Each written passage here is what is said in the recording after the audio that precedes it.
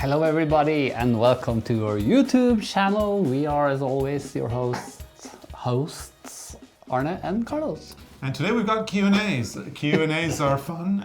It's a great way for people to get to know us better when they send us their questions and we answer them. And maybe we should reverse this sometime and maybe we should ask people questions and have them answer. Yeah. That would be a good thing to get engagement on our channel.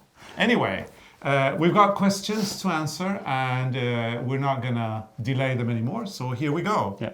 And you read the question. Am I reading today? Yes. Okay, we've got a question from Velma D, who I believe is from Sweden, my country, or my dad's country anyway. Hey Velma. Hey. Hey son. Arne Carlos, so here's the questions. Yeah, Arne Carlos, what do you think about acrylic yarn and do you ever knit with acrylic yarn? Okay, so that is a tricky question because there is acrylic yarn and there is acrylic yarn, meaning that technical developments have changed the quality of acrylic yarn dramatically in the years that have come and passed. So in the past, acrylic yarn was not always good quality and it would pill and things wouldn't last very long. But there's a lot of good development with man-made fiber so that you can get acrylic yarn today, which is both affordable and of good quality. So acrylic yarn absolutely is something that we all knit with. Not everybody knits with 100% pure wool. There's a lot of wool blends which have acrylic and it's great. Now Norway, Arne, how about Norwegians? In Norway, I think most people, they prefer wool because that's kind of like in our DNA. the DNA. We have so many sheep. But I know you can get blends for a better price, and I know a lot of people use that also. Yeah, and I read somewhere that a lot of people who are, because you know what, the knitters can be very generous, and there's a lot of knitters who knit for charity. And it's really, I mean, when you're knitting for charity, you may not be able to, get the most fancy wool. We understand that. And it's so great that acrylic is an alternative. You've got people with allergies. So if you're allergic to wool, acrylic is a good alternative because you won't be allergic to a man-made fiber like that. Yeah, because but I remember when I was a kid in the grocery store, they sold yarn and there was like two types of Norwegian wool and then you had one which was acrylic. So like if I made a lot of knitting, sometimes I had to go for the acrylic because my parents didn't want to pay all that yarn. And like in our bathroom, we still have a pillow that I made in the 70s with embroidery. And that yarn is acrylic, so But I that have is used actually it. okay. That yarn has actually stood the test of time. It looks pretty... Looks new, pristine. nothing happened. Yeah. So yeah, basically like with every single yarn, there is good quality and not so good quality. And it's the same with acrylic. So there's acrylic and then there's acrylic.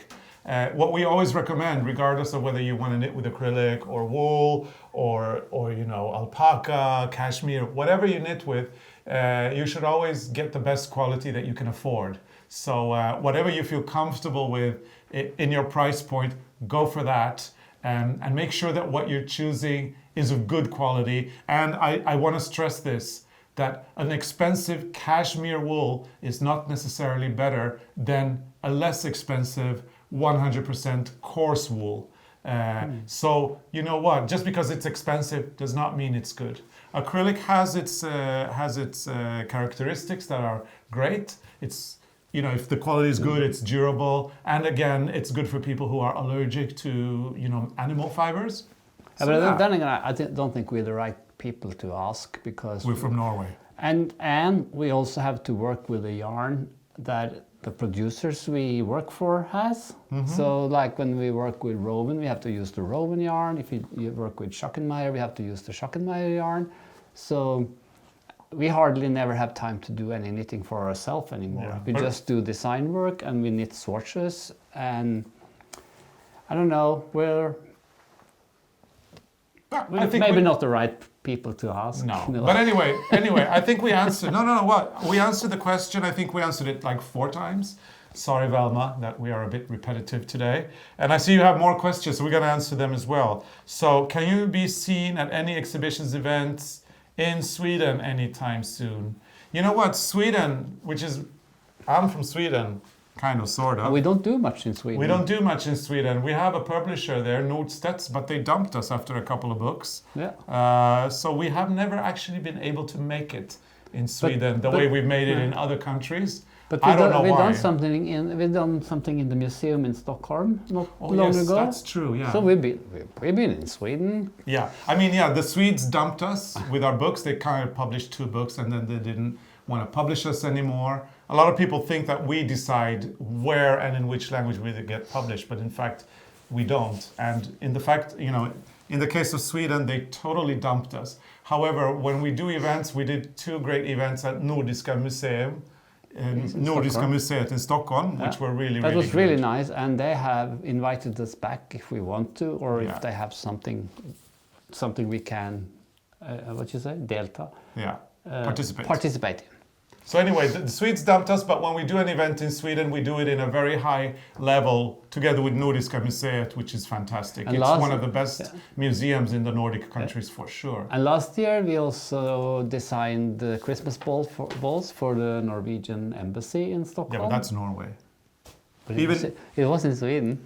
Well, the embassy was in Sweden, but the people that actually commissioned us were Norwegians. As I said, Swedes don't like us as much as as the others. Yes, well, they do. We're just kidding. I'm not as stupid as I look. Okay. Next question. I didn't hear what you said the last one. Okay, so the next question, I think it's still from Velma. In crocheting the beaks for your birds, are your terms for crochet in British terms or US terms? So we do them in Norwegian terms and then they get translated, so especially the books. I believe that because the country, actually, this is how it works for English language. When we write our book in Norwegian, we send it to our publisher, they publish it, then they sell the rights to an American publisher who then sells the rights to a British publisher. But it's the American publisher responsible for translation, so it's bound to be US terms. However, I have noticed that our translator for the US books actually has written some of the translations in both US and British terms. And we also tried that on the patterns that they have on our blog. We tried to do American/English, but people found it so confusing. Yeah. So we had to remove the English language, so now it's just American crochet language. Yeah. And of course, I want to add this. It's silly that you Americans and you British can't unite in a common crochet language. I mean, you both speak English. What's the problem here? Like Swedish and Norwegian is different kind of. Yeah, but why do you have to confuse us with these? Yeah, oh yeah, microphone drop. Anyway, it's very confusing. Why do you have to do this to us? Get it off your us? chest. It's important to get these things out. Yeah, anyway, I'm just kidding. It's the way No, it you're is. not. They could have one. They should have one language. I mean, the knitting language is one. Why can't they have a crochet language? It's almost one. I hope I'm not controversial. If you are an American viewer, and if you have your points of view, please put them in the comments. If you're a UK viewer, you have your points of view, put them in your comments. But nice comments, not like really bad comments. Yeah, but I'm hoping people agree with us. I'm hoping that people actually kind of say, yeah, you're right. It should be one. These days it shouldn't be a problem because you have all these things you can find on the internet.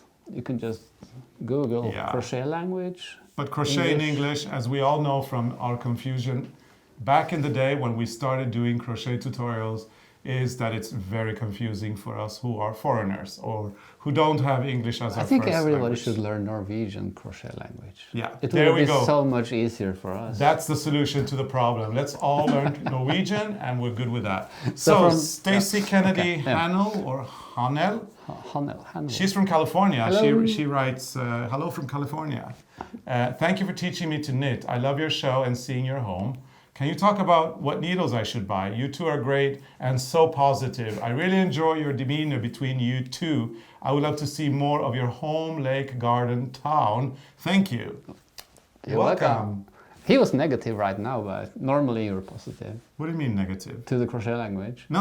I was just wondering why Why? Okay. they couldn't Back unite. to this. Yeah, okay, so... And needles, I think you can use any needle.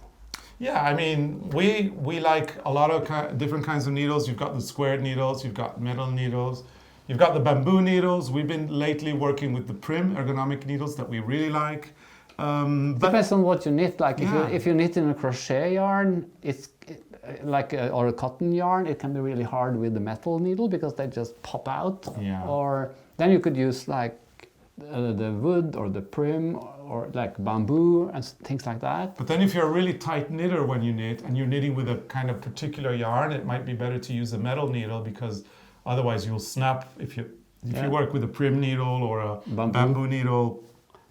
So all of these things, it really depends on the project that you're working with, and you should always talk to your store where you buy your yarn, and maybe they have maybe they try the yarn. There's so many yarns out there, it's impossible for us to know every kind of yarn, but a lot of times when we choose the needles that we're going to use, we think a little bit about the yarn we're working, how the tension needs to be, and then, we can figure out the kind of yarn that we want to use. If we're doing like these tiny little projects... Like when we do those small birds, then I like to use metal because I like my birds to be really firm. Yeah, that's him. But I like to use wooden for the birds because... Because he likes the loose birds. No, that's not why. Because when you start the bird, you only cast on a few stitches. Yeah.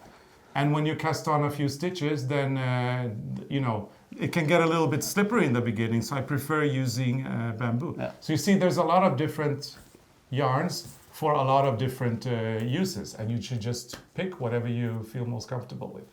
Okay, so we've got a question from Jody Francis here. Okay. And she has Hello, a question. Jody. Hello, Jody. She has a question a lot of people are asking us, because you know that you and I are not the most famous people on our channel, right? Mm-hmm. Freya is. Yeah. And there's always a question about Freya. She's not the person. People. Well, but she's the most famous of the three of us, yeah. apparently. And because there's always this question about her that people are dying to know. So here's going to be the answer. But anyway, the question is, who watches Freya when you're on tour, or does she come along? She doesn't come along. She used to come along. She used to. And that's the reason why we got a small dog, because we thought we would travel on tour together with her. And we did. I mean, we got her microchipped. She's got a passport. She has a passport. And we used to go through customs with her. She's been to France, Finland, Sweden, Spain, Denmark, and Spain. However, and she was born in 2012. And in 2014, when we went to France, we realized that because we're from the countryside, and when we went to Paris with her, her behavior changed. She was a little bit hyperactive. She didn't really know where to smell. Very stressed. Like too much information when you walk the street because there's smells from other And then she started acting out. She did things that she wouldn't regularly do. She peed on our neighbor's carpet, or not our neighbor, our friend's carpet. We were staying with a friend in her apartment. She peed on that. Then she started to chew on things. And we realized that she was stressed about being in a foreign environment, like an unfamiliar environment. So we decided in 2014 that we did not want to do this to her. We did not want to stress her out like this and make her feel bad. So now when we travel, we leave her with our family. So Arne's farm is an hour away from where we live. And when we're away, she goes and stays with our sister-in-law's mother, who is caring for her and taking good care of her. She loves her. Every time we go get the dog, she starts crying because she doesn't want her to leave. And before that, the breeder used to live here, very near us, 10 minutes. And the breeder also had a very close relationship because she wasn't one of those professional breeders. We didn't get our dog from a puppy mill, obviously. She was a lady with 2 poodles that made a poodle, which is Freya. Like accident.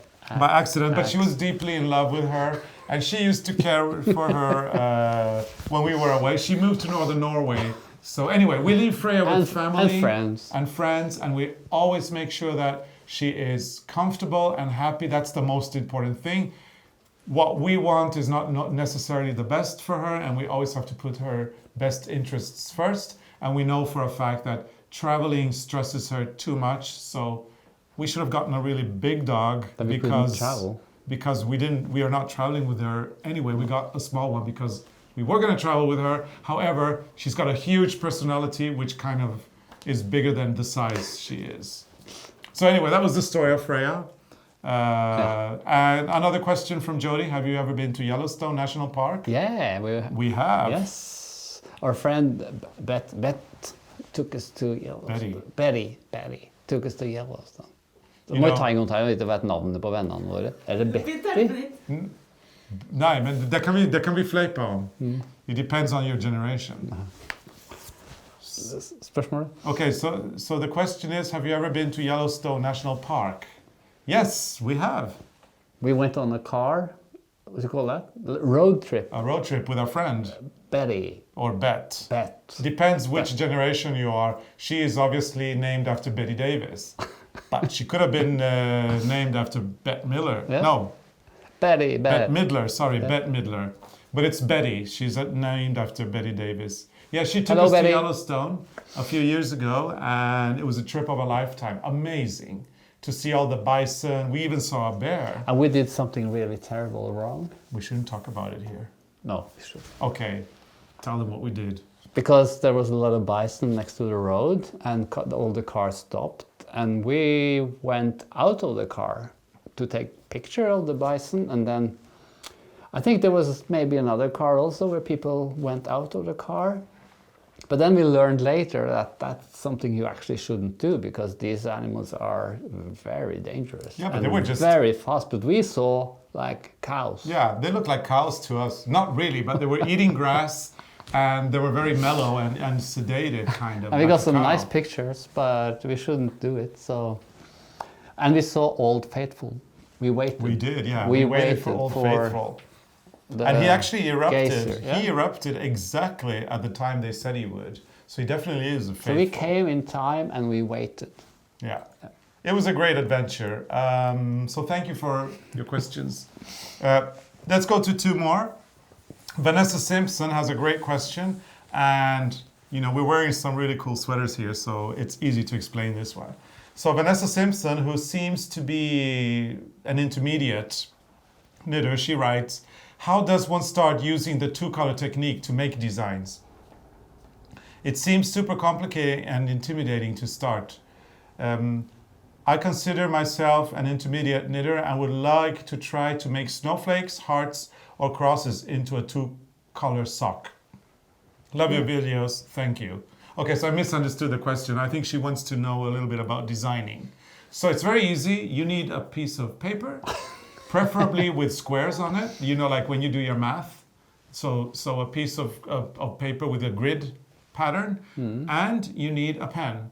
And then what you do is you make crosses like this, cross, cross, cross, and then you try to make that into a design. What you have to take into consideration is that because it's knitting, it cannot be detailed. So you have to take something and then you have to take and break it down to the essence of it so that you can see what it is. If you have a very thin yarn, then it can be more detailed. And if it's a thicker yarn, You have no chance. less detail. Yeah. Now, speaking of knitting it, if you want to knit color work, we have this idea that we came up with, and you know, I mean, surprise, surprise, we're wearing these sweaters. Arne is wearing Vidar that we designed for Rowan, and I am wearing Vegard that we designed for Rowan. And our idea when we designed these sweaters was to make a new version or a new idea for color work. We're calling this layered color work because we're layering yarns on top of each other. So this entire sweater here is knitted in felted tweed alabaster. So the whole sweater is knitted in one yarn, and then when you need to add the color, you just take the kid silk case and you knit it together with the felted tweed. and the kid silk is very thin, so you just keep that like on the back of your work, and you just pick it up when you with need it.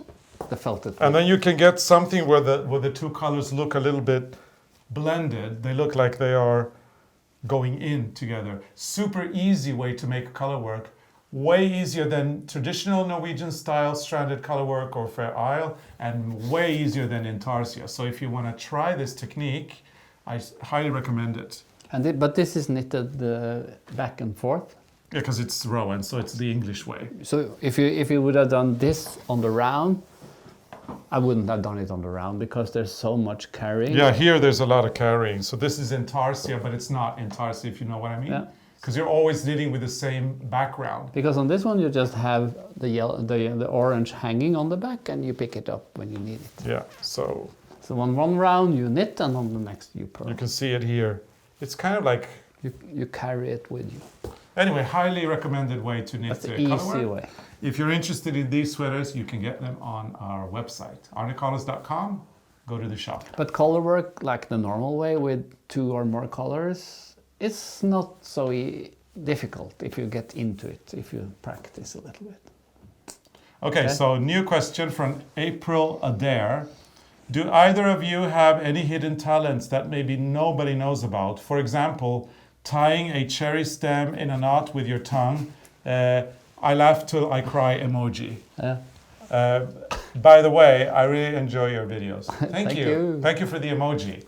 Yes, we do. You have a talent. And you have a talent. Yeah. Because Carlos remembers everything, no matter what it. I don't know where. I can use it against him. I don't know how, because like I made these photo books because I don't want to have all my pictures in the computer, and I had organized 2008 or something, and I made a book, and the pictures came, and there's some pictures from a trip to Oslo, and he said, "This is not 2008," and I said, "What? Why?" But it's in the box with that year, and you were right. Yeah, it was because 2009. he remember Yeah. everything. I have what they call photographic memory. So we've got an extensive library of books, and if Arne is talking about something in a book, if I can close my eyes and visualize it, I can find it. Even because like I take a memory photo. I can remember texts. I can remember dates. I can remember all kinds of things, but I cannot remember people's faces that well. You're better at that than me. I remember faces, but names, I don't remember names. But if Arne can tell me where we met that person, I can remember the name. But like we've been, what do you call it, abonnement? Subscribers for a magazine for many years. The World of Interiors. And we have since 20 years. Yeah, 20 years we've been subscribing. So 20 by 12, you do the math. And sometimes I remember there's an article about the interior or a house that I really like. I can find it in 5 minutes. But I can't remember. But then I ask him, can you remember that house? And then I can explain a little bit how it looks, and then he go and finds it. And it takes 5 minutes. He know the year, he know which number.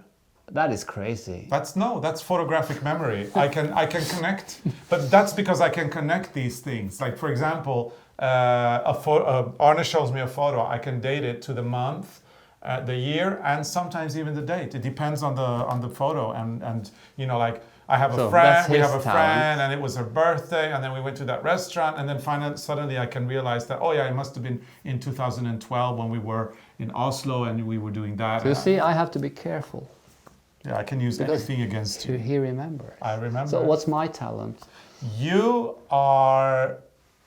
an amazing knitter, you're an amazing crocheter, you're an amazing sewer, you're an amazing designer. But what people don't know is that you are an amazing carpenter as well. And you know, I just want to sometimes, you know, like he's that person. He's good at everything, and you just want to, because he's so good. I'm the one person you just want to hate. slap him because why? Why is he so good at everything, and why can't I do nothing? So a few years ago, so we have a nephew. He's a carpenter. And he is like every other carpenter in the world. He has too much work, and he never comes when he promises you, even if he's family. And I'm sure you're watching this, and yes, we're still annoyed about that. So anyway, I remember clearly, it was 2016, it was in July, and he was supposed to... I called, you never took the telephone because you were in the country. He went to a party. He didn't even tell us he went to a party, and we were doing this porch. But he's a nice guy. You're a nice guy. Yeah. But he's our nephew. Of course, he's a nice guy. But he was doing the porch of our house, and there was something with the roof that we needed done as well. And the guy doesn't show up, and then Arne gets really annoyed. But Arne is like a quiet person, so he gets annoyed inside. I could tell he was annoyed because he went to a bookstore, he bought a book on carpentry, went back home, and suddenly he was up in the roof doing whatever it was. And he did that for a few weeks, and when our nephew finally showed up, he was so impressed.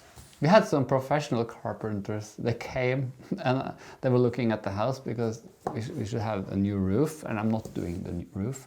And then I said, but probably not so good because I made it myself. And then they said, well, this is good. It's like, this will never fall down. So, they've never seen so strong. So photographic memory, carpenter. That's our hidden talents. That's my hidden talent. Yeah. I can't tie cherries with my tongue though. No, I can't. I tried, but it just, I don't know, it just goes around in my mouth and I just can't do it. Can you? No. No. Okay, so I think that this is pretty much what we have time for today. Wait. We have time for one more, a quickie.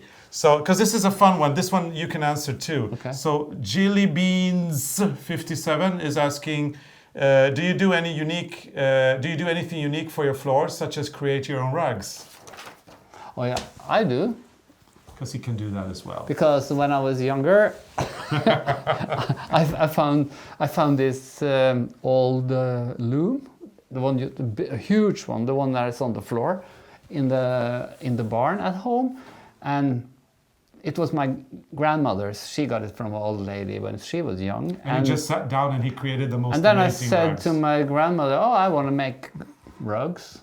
So she helped me. We took it in the house, in her house, and we put everything in. And I made rugs. I sold rugs to people who had cottages up in the mountains. Of course you did. It's not hard. You see, he has that talent. Whatever he does turns into gold. Sometimes I think, I'm thinking like Pippi Longstocking. She said, she has a great philosophy. I've never done that before, so I think I can make it. Yeah. I'm like that. That's a philosophy we should all live by. I've never done it, so I'm sure I can manage it. You know, just try. And my grandmother you never know, you might surprise yourself. And my grandmother on my father's side was exactly the same. Like she was, if she wants something done, she had to do it herself. She even built a house because she was waiting for the carpenters. They never came. And then the police came, didn't they? The police came, or no, the people from the community came. Who were and they counting were houses because you should pay taxes or something on the houses. Everything should be. And then they had this It's paper, like up in the right? mountains, and then they said, "Oh, there's one house too many," and they said, "Why? Why is this house here?" And then she said, "Well, it's there because I need it, and if you want to put me in prison, please go ahead." Did they? No. No? Good. I'm glad. The house is still there. Yeah. So, you see, lots of things that you didn't know about us that you now know. It's always a pleasure answering questions. Now you get to know us. We should be asking you questions. I don't know what kind of questions we should be asking. Was it Velma? Velma? She asked about, was it Velma who asked about the lake? She wanted to see more of the lake. Oh, you wanted to see more of the lake. The lake's just behind us. And it's getting dark now. Yeah. This is our lake. So we hope you have enjoyed the view. Now I have a few things. We have some formalities to do before we leave, okay? So if you turn on your notifications, you'll never miss an episode. How cool is that? If you like the episode, big thumbs up. Hate it? Thumbs down. Doesn't matter. We like the engagement anyway. What else? We've got this great family. We love the haters, do we? We love everybody. We love everybody. We've got a great family of Arne and Carlos subscribers and friends. And we'd love it if you were a part of it. If you're not subscribing, please do. It's fun. We can promise you that. So please join our family and become one of our subscribers. And put yourself on our email list, because then you can know a lot of stuff that nobody else knows. Exactly. Go to arnecarlos.com and sign up for those updates so that you're always first to know everything that happens. You'll be the first to know when we go on the knitting trips on the coastal boat, when we go to garden tours to England. And then while you're at it, you can also, oh my God, I forgot what I was going to say. Oh yeah, while you're at it, you can also go to our web shop, arnecarlos.com shop, to buy patterns. And there's always free stuff on our blog as well. Okay. So, no, it's time to say goodbye. Time to say goodbye. Time to say goodbye. Goodbye. Thank you for watching, and we'll see you again next week. Bye. Bye.